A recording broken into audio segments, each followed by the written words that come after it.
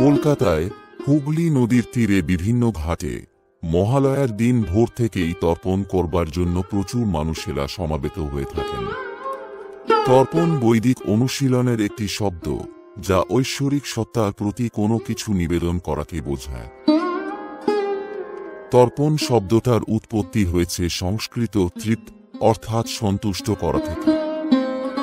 সনাতন ধর্মে দেবতা, ঋষি এবং পিতৃকুল ও মাতৃকুলের মৃত পূর্বপুরুষদের উদ্দেশ্যে জল নিবেদন করে তাদের সন্তুষ্ট করার পদ্ধতিকেই তর্পণ বলা হয়।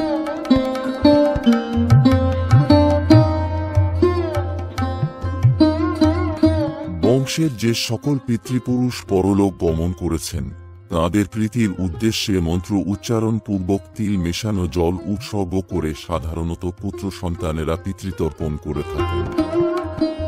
সনাতন ধর্মে বিভিন্ন রকমের তর্পণের কথা বলা হয়েছে, যেমন দেবতর্পণ, মনুষ্য তর্পণ, ঋষি তর্পণ, দিব্য পিতৃতর্পণ, যমতর্পণ, ভীষ্ম তর্পণ, পিতৃতর্পণ, মাতৃতর্পণ, অগ্নিদগ্ধাদি তর্পণ, রামতর্পণ ও লক্ষণ তর্পণ ইত্যাদি। এর মধ্যে পিতৃতর্পণ রীতি সাধারণ মানুষের মধ্যে অধিক প্রচলিত। পৃথিবীর বিভিন্ন স্থানে বিভিন্ন সময়ে পিতৃতর্পণ পালিত হয়। দক্ষিণ ও পশ্চিম ভারতে গণেশ উৎসবের পরবর্তী পূর্ণিমা অর্থাৎ ভাদ্র পূর্ণিমা তিথিতে পিতৃপক্ষ শুরু হয়।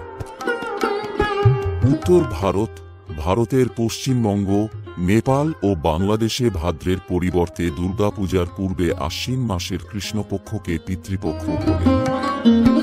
এসব স্থানে মহালয়া অমাবস্যায় বা পিতৃপক্ষ অমাবস্যায় পিতৃতর্পণ করা হয়। তবে দুর্গাপূজার সাথে পিতৃতর্পণের সরাসরি কোনো যোগ নেই।